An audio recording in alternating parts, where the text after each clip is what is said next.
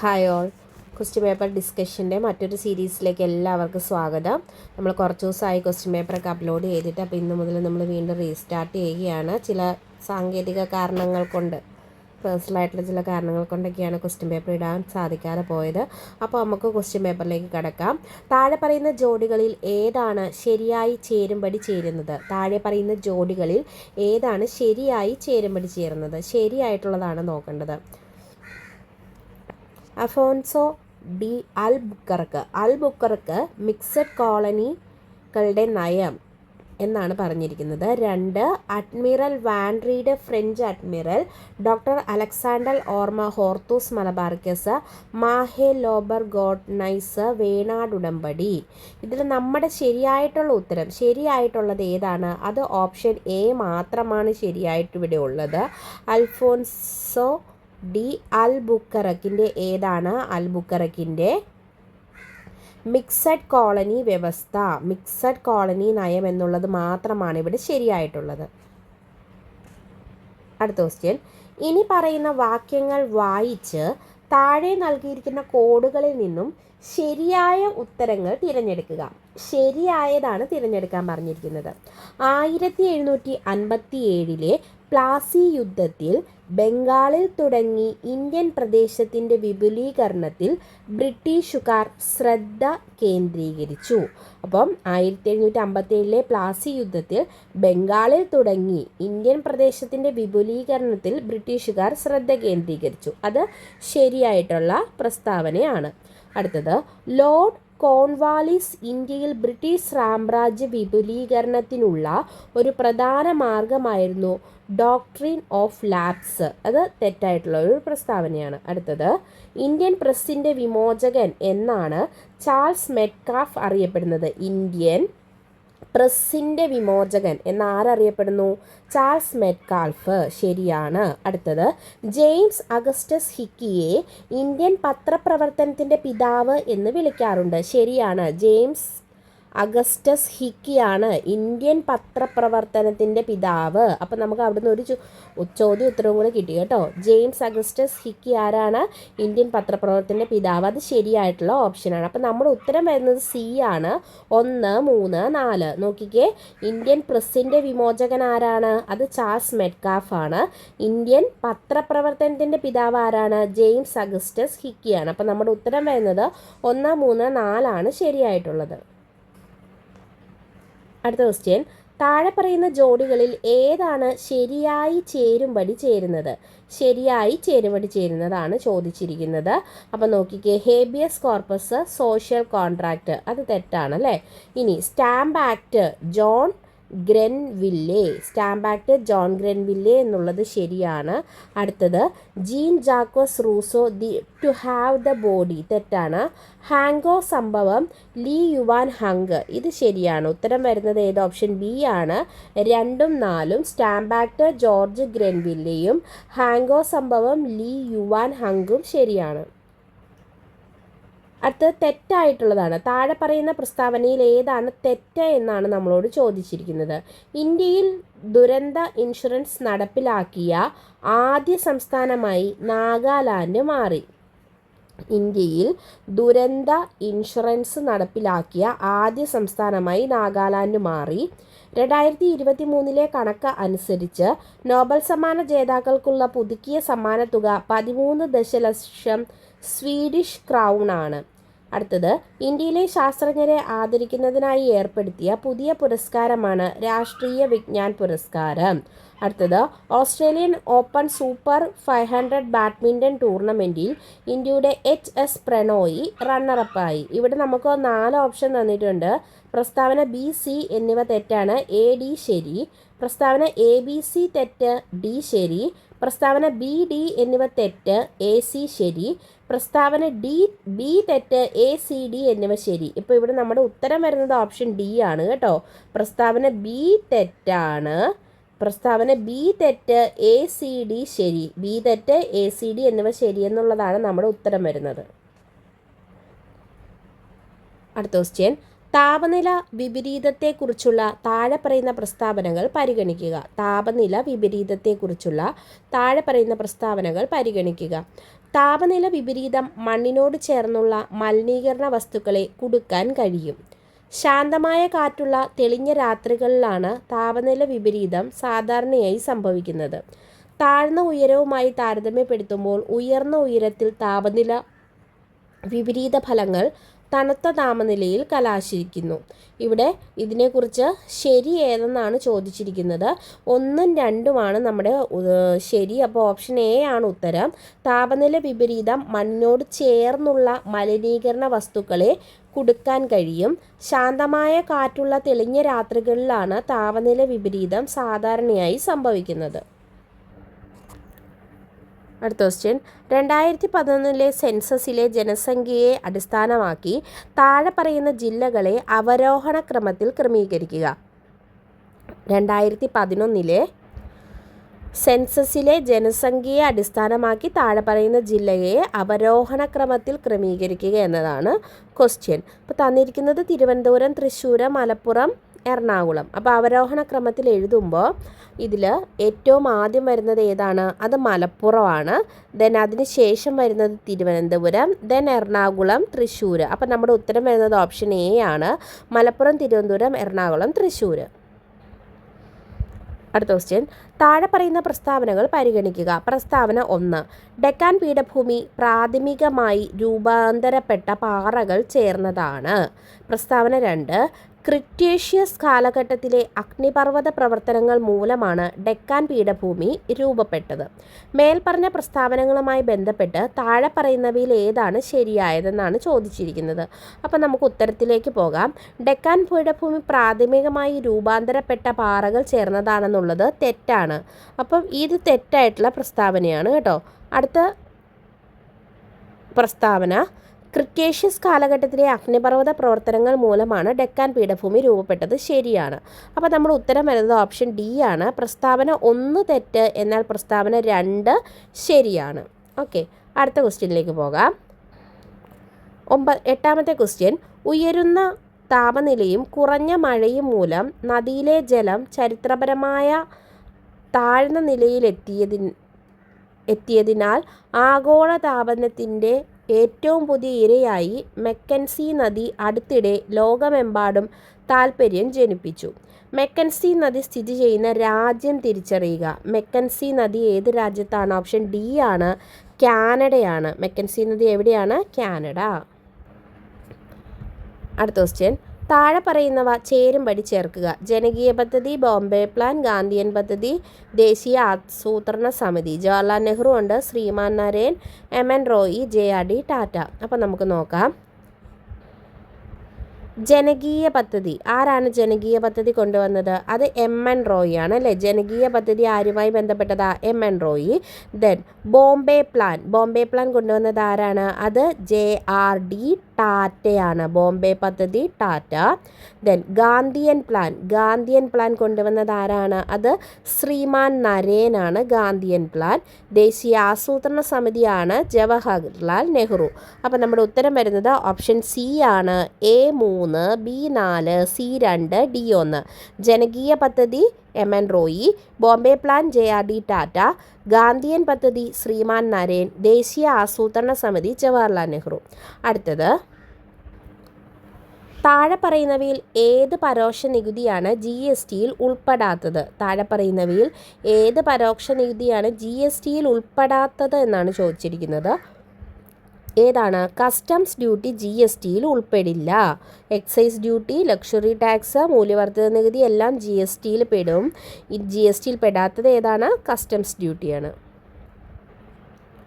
അടുത്ത question, new agricultural സ്ട്രാറ്റജിയുമായി ബന്ധപ്പെട്ട് ഏത് പ്രസ്താവനയാണ് ശരിയായിട്ടുള്ളത്? ന്യൂ അഗ്രികൾച്ചറൽ സ്ട്രാറ്റജി ശരിയായിട്ടുള്ള പ്രസ്താവനയാണ് ചോദിച്ചിരിക്കുന്നത്. വളർച്ചയെ പ്രോത്സാഹിപ്പിക്കുന്നതിനുള്ള ഉപാധിയായും സാമൂഹ്യ നീതിക്കുള്ള ഉപകരണമായും സ്ഥാപനപരമായ പരിഷ്കാരങ്ങൾ ഉപേക്ഷിച്ചു. വളർച്ചയെ പ്രോത്സാഹിപ്പിക്കുന്നതിനുള്ള ഉപാധിയായും സാമൂഹ്യ നീതിക്കുള്ള ഉപകരണമായും സ്ഥാപനപരമായ പരിഷ്കാരങ്ങൾ ഉപേക്ഷിച്ചു. അടുത്തത് വില ഇൻസെൻറ്റീവുകളാൽ പിന്തുണയ്ക്കപ്പെടുന്ന ഒരു സാങ്കേതിക വിദ്യയുടെ നേതൃത്വത്തിലുള്ള വളർച്ചാ പ്രക്രിയയ്ക്ക് ഏകീകൃത ഊന്നൽ നൽകി. വളർച്ചയുടെ ആദ്യ ഓപ്ഷന് സമ്പദ് വ്യവസ്ഥയിലെ ദാരിദ്ര്യം കുറയ്ക്കുന്നതിന് ഉപതന്ത്രം ആവശ്യമാണ്. അപ്പം ന്യൂ അഗ്രികൾച്ചറൽ സ്ട്രാറ്റജിയുമായി ബന്ധപ്പെട്ട് തന്നിരിക്കുന്നതിൽ ശരിയായിട്ടുള്ളത് ചോദിച്ചിരിക്കുന്നത് ഓപ്ഷൻ ഡി ആണ്. ഇവയെല്ലാം ശരിയാണ്. അടുത്ത ക്വസ്റ്റ്യൻ, സാത് ഇ എന്നത് ഡാഷ് എന്നതിലേക്കുള്ള ഒരു പദ്ധതിയാണ്. എന്താണ്? മനുഷ്യ മൂലധനത്തെ പരിവർത്തനം ചെയ്യുന്നതിനുള്ള സുസ്ഥിര നടപടി വിദ്യാഭ്യാസം എന്നതിലേക്കുള്ള ഒരു പദ്ധതിയാണ് സാത് ഇ. ഓപ്ഷൻ ബി ആണ് നമ്മുടെ ഉത്തരം വരുന്നത്. സാത് ഇ എന്നത് എന്താണ്? മനുഷ്യ മൂലധനത്തെ പരിവർത്തനം ചെയ്യുന്നതിനുള്ള സുസ്ഥിര നടപടി വിദ്യാഭ്യാസം എന്നതിലേക്കുള്ള പദ്ധതിയാണ്. അടുത്തത്, ഡാഷ് നൽകിയ അധികാരങ്ങൾ അനുസരിച്ചാണ് കേരള അഡ്മിനിസ്ട്രേറ്റീവ് ട്രിബ്യൂണൽ സ്ഥാപിച്ചത്. എന്താണ്? ഓപ്ഷൻ എ ആണ് നമ്മുടെ ഉത്തരമായിട്ട് വരുന്നത്. അഡ്മിനിസ്ട്രേറ്റീവ് ട്രിബ്യൂണൽ ആക്ടിൻ്റെ 1985 സെക്ഷൻ 4 ഉപവകുപ്പ് 2 പ്രകാരം അഡ്മിനിസ്ട്രേറ്റീവ് ട്രൈബ്യൂണൽ ആക്ടിൻ്റെ 1985 സെക്ഷൻ 4 ഉപവകുപ്പ് 2 അനുസരിച്ചാണ് കേരള അഡ്മിനിസ്ട്രേറ്റീവ് ട്രിബ്യൂണൽ സ്ഥാപിച്ചത്.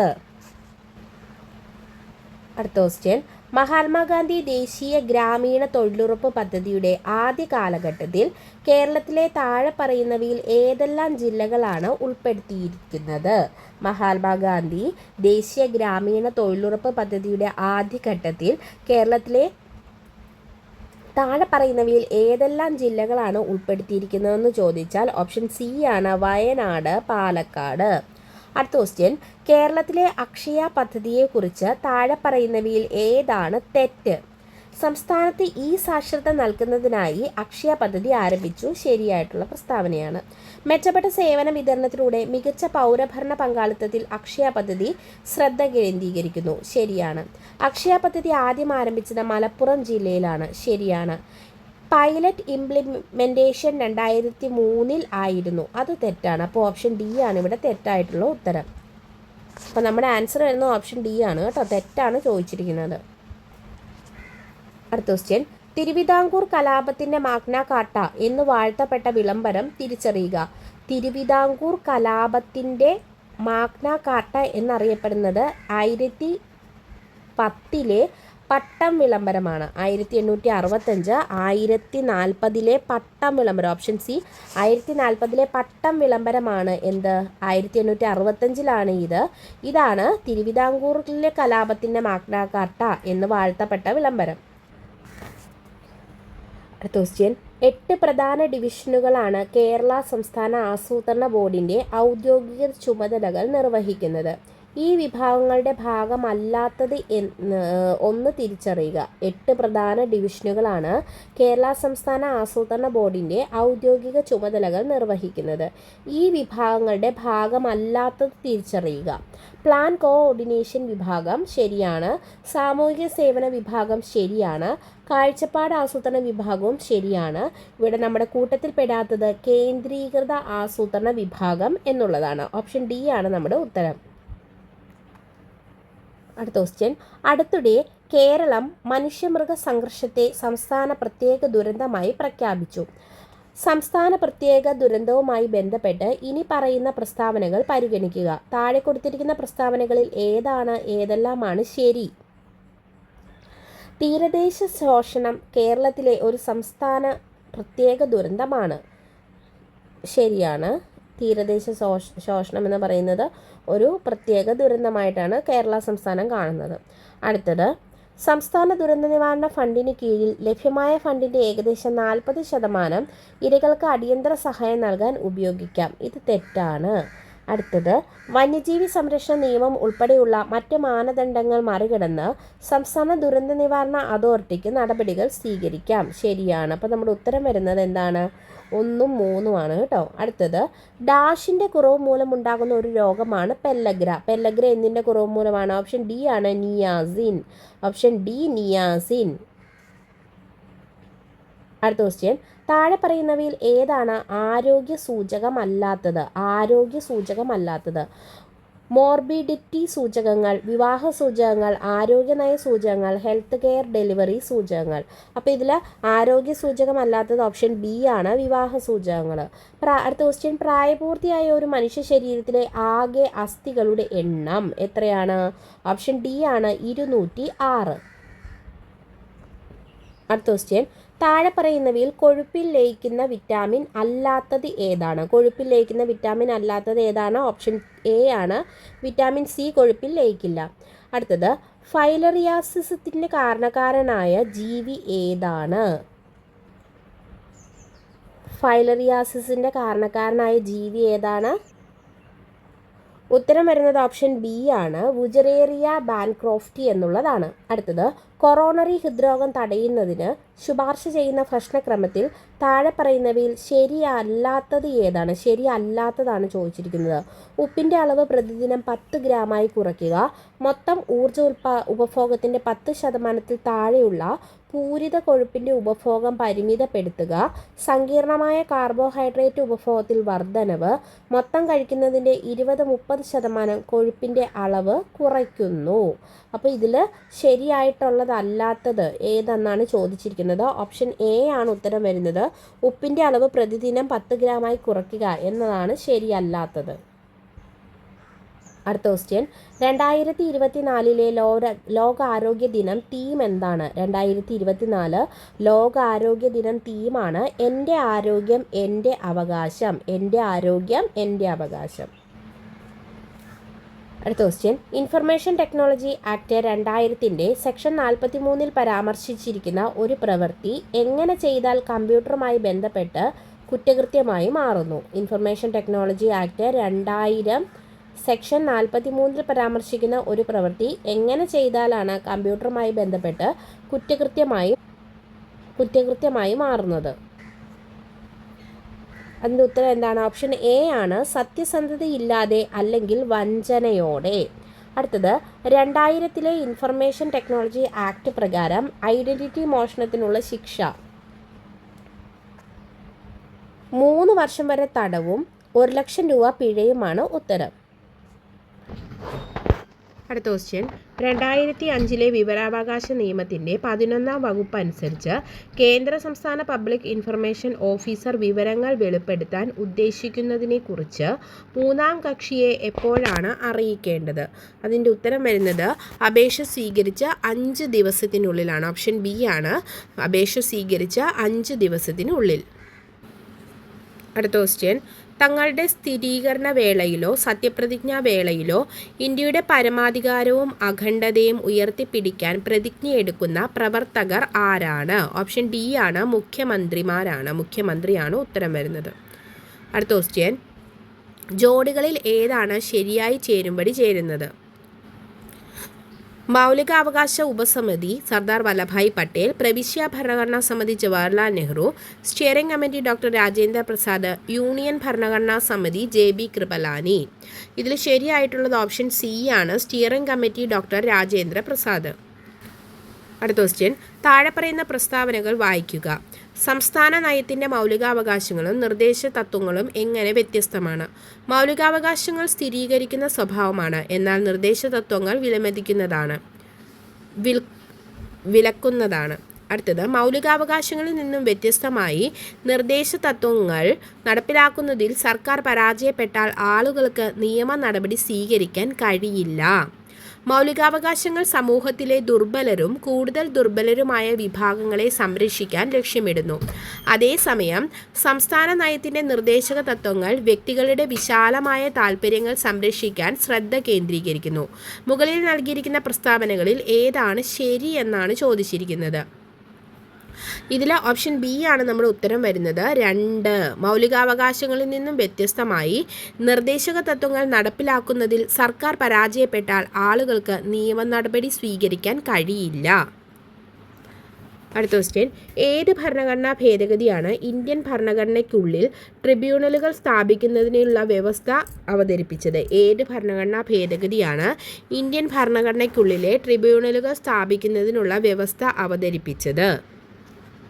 ഓപ്ഷൻ ബി ആണ് 42-ാം ഭേദഗതിയാണ് ഉത്തരമായിട്ട് വരുന്നത്. അടുത്ത ക്വസ്റ്റ്യൻ, ഇന്ത്യൻ ഭരണഘടനയുടെ ആർട്ടിക്കിൾ 360 പ്രകാരം സാമ്പത്തിക അടിയന്തരാവസ്ഥയുമായി ബന്ധപ്പെട്ട് താഴെ പറയുന്ന പ്രസ്താവനകൾ പരിഗണിക്കുക.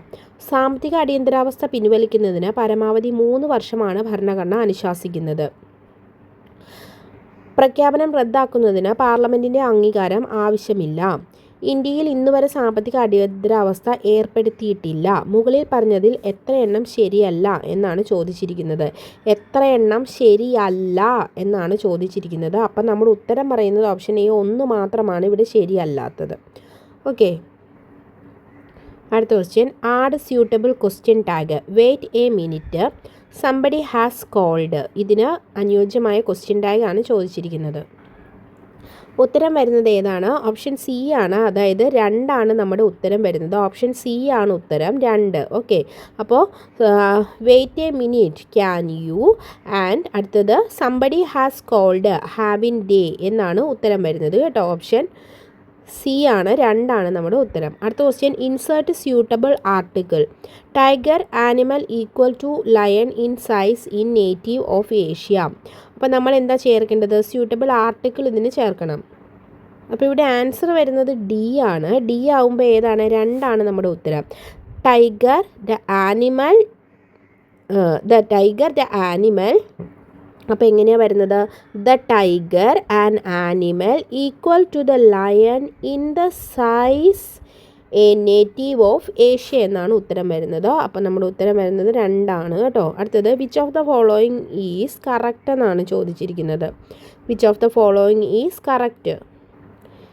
ബി ആണ് ഇവിടെ നമ്മുടെ ഉത്തരം. 4-ാമത്തേതാണ് ഉത്തരമായിട്ട് വരുന്നത്. മിനുസ്ക്യൂൾ ആൻഡ് പേഴ്സ് ആൻഡ് ബോർജീസിയസ് എന്നുള്ളതാണ് 4-ാമത്തേത്. ഓക്കെ, അടുത്ത question, the antonym of accidental is. Antonym of accidental ആണ് ചോദിച്ചിരിക്കുന്നത്. ഏതാണ്? ഇൻറ്റൻഷണൽ. സി ആണ്, ഇൻറ്റൻഷണൽ ആണ് ഉത്തരം വരുന്നത്. Identify the synonym of diatribe. ഡയട്രൈബിൻ്റെ ഉത്തരം വരുന്നത് ഏതാണ്? സി ആണ്, verbal attack against a person. അടുത്തത്, 1 word for extreme fear of dog. 1 word for extreme fear of dog. Option B ആണ്, അതായത് സൈനോഫോബിയ ആണ് ഉത്തരം വരുന്നത് കേട്ടോ. അടുത്ത question, he said that the horse had died in the night.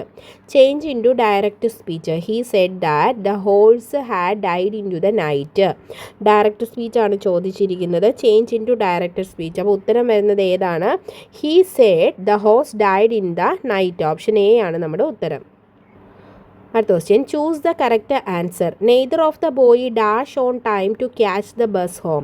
Every one of them dash going home. Option ഇവിടെ ഉത്തരം എന്താണ് വരുന്നത്? ഓപ്ഷൻ ഡി ആണ് നമ്മുടെ ഉത്തരം വരുന്നത്. അതായത് 3-ാമത്തേത്, വാസ് എന്നുള്ളത്. Neither of the boy was on time to catch the bus home. And അടുത്തത്, every one of them was going home early. 2ൻ്റെ ഉത്തരം വരുന്നത് ഏതാണ്? വാസ് ആണ്. അടുത്ത question, state whether the italicized verb is a dynamic verb or a stative verb. Dynamic and stative verb seem very confusing to some people. ഇവിടെ ഉത്തരം വരുന്നത് ഏതാണ്? അത് സ്റ്റേറ്റീവ് ആണോ? ഓപ്ഷൻ ബി ആണ് നമ്മുടെ ഉത്തരം. 1-ാമത്തേതാണ് ആൻസർ, സ്റ്റേറ്റീവ്. അടുത്തത്, വിഹഗം എന്ന വാക്കിൻ്റെ അർത്ഥം എന്ത്? ഓപ്ഷൻ സി ആണ്, പക്ഷി. വിഹഗം, പക്ഷി. അടുത്തത്, പ്രത്യേകം എന്ന പദം പിരിച്ചെഴുതുന്ന രൂപം.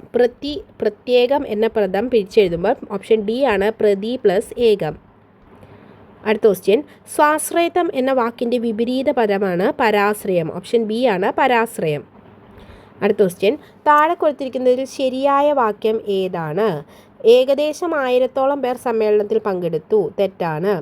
ഉദ്ദേശം 1000-ഓളം പേർ സമ്മേളനത്തിൽ പങ്കെടുത്തു. തെറ്റാണ്. ഏകദേശം 1000 പേർ സമ്മേളനത്തിൽ പങ്കെടുത്തു. ശരിയാണ്.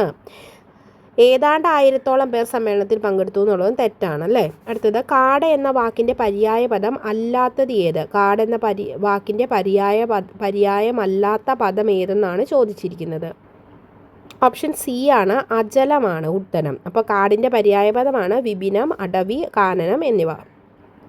അടുത്തത്, അവതാരകൻ എന്നതിൻ്റെ സ്ത്രീലിംഗ രൂപമാണ് അവതാരക. അമെൻമെൻറ്റ് എന്ന ഇംഗ്ലീഷ് പദത്തിന് തുല്യമായ മലയാള പദമാണ് ഓപ്ഷൻ ഡി ഭേദഗതി. ഭഗീരഥ പ്രയത്നം എന്ന ശൈലിയുടെ അർത്ഥമെന്ത്? ഓപ്ഷൻ ബി ആണ് അതികഠിനമായ പ്രവൃത്തി. അടുത്ത ക്വസ്റ്റ്യൻ, ശരിയായ രൂപമാണ് ചോദിച്ചിരിക്കുന്നത്. അതേതാണ്? ഓപ്ഷൻ ഡി ആണ് ജഡം. മനസ്സ് എന്നതിൻ്റെ പര്യായപദം ഏതാണ്? ഓപ്ഷൻ സി ആണ് മതിയാണ് മനസ്സ്. അപ്പോൾ നമ്മൾ മറ്റൊരു സെറ്റ് ക്വസ്റ്റ്യൻ പേപ്പറാണ് ഇന്ന് ഡിസ്കസ് ചെയ്തത്. ക്വസ്റ്റ്യൻ പേപ്പർ എല്ലാവരും 1-2 തവണയെങ്കിലും ഓരോ ക്വസ്റ്റ്യൻ പേപ്പറും കേൾക്കുക. കുറേ ക്വസ്റ്റ്യൻസ് നമ്മുടെ മനസ്സിൽ സെറ്റ് ചെയ്ത് വെച്ചിട്ട് വേണം നമ്മൾ പോകാനായിട്ട്. കാരണം നമുക്ക് കുറേ കണ്ടൻറ്റ് കിട്ടും അല്ലേ. അപ്പോൾ മറ്റൊരു സെറ്റ് ക്വസ്റ്റ്യൻ പേപ്പറുമായിട്ട് നമുക്ക് വീണ്ടും മറ്റൊരു ക്ലാസ്സിലൂടെ കാണാം. ക്ലാസ് നിങ്ങൾക്ക് യൂസ്ഫുൾ ആണെങ്കിൽ മറ്റുള്ളവരിലേക്ക് ഷെയർ ചെയ്യുക, ലൈക്ക് ചെയ്യുക, സബ്സ്ക്രൈബ് ചെയ്യുക. Thank you all. Have A nice day.